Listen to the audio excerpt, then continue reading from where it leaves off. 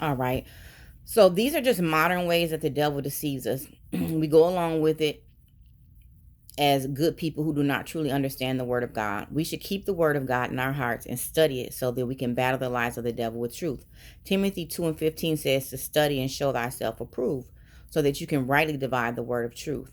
The devil knows the word by heart, and he has the ability to twist the words of God to lead us to his truth. This is why he's called the king of lies. His lies are so believable because he uses our lack of study and understanding of our Father's word to mislead us with the truths he tells in a misleading manner. We should look to Jesus' example in Matthew 4:1 and 11. I messed up my notes, guys.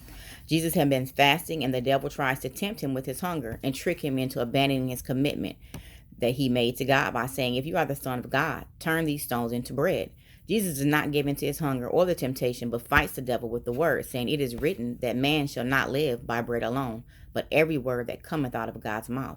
He understood the word enough to use it as a tool to resist temptation and find support that God could take care of what he needed in spite of his stomach growling.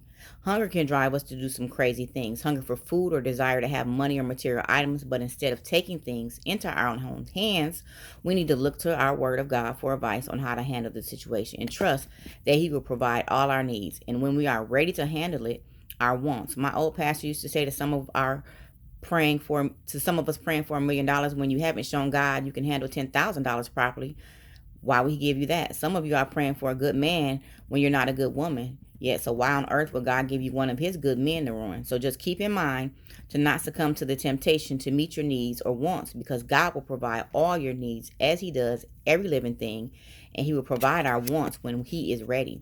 Think of it this way. If you lie and scheme to obtain something you want, you usually have to break your neck to keep it. If you go through the lessons you need, then when God provides your wants and the means to keep it, you will be ready. Okay. Our Back to the story from the text. The devil just didn't give up on messing with Jesus like he will not with you. So never weary of getting the word and praise in your life. So that the devil, excuse me, guys. Never be weary of getting the word, okay, and making sure that there's a space for praise in your life. So the devil takes Jesus up on a high on a temple and tells him, if you are really the Son of God, then prove it. Throw yourself down from here, for it is written now. That's the clue. He is using the word to trick the devil. He said, for it is written. The devil says, he shall give his angels charge over you, and in their hands they shall bear you up, lest you dash your foot against a stone. So the devil was counting on Jesus not having, faith in God, okay? And not understanding the word and thinking that this means he can do whatever he wants and that God will allow no harm to come to him, that he is protected.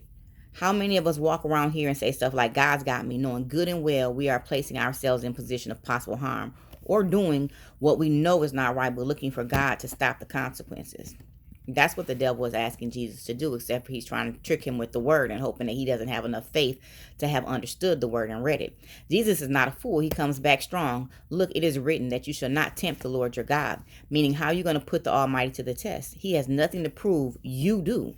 We have already been warned and repeatedly that you sow what you reap. And although he forgives us, he will not be mocked. Karma, baby, karma. That's all we call it, karma.